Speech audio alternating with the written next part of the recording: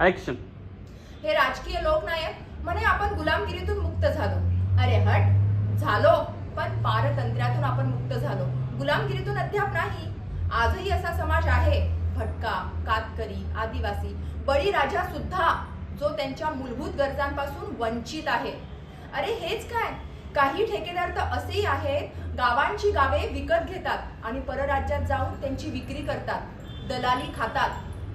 ऊन, वारा, पाऊस, वादळ याची तमा न बाळगता पोटाची खळगी भरण्यासाठी अहोरात्र हे काबाड कष्ट करतात आणि एवढं करूनही त्यांची चूल पेटेल की नाही हा प्रश्नच असतो.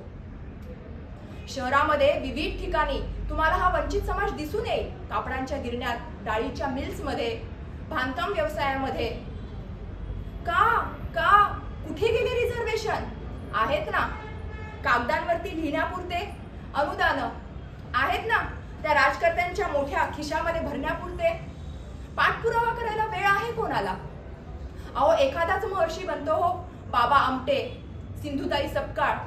ते पूर्ण जीवन, त्यांचं पूर्ण आयुष्य वाहून देतात या निराधार, दारिद्र्य रेषेखाली जे जगणारे लोक आहेत त्यांची सेवा करण्यासाठी.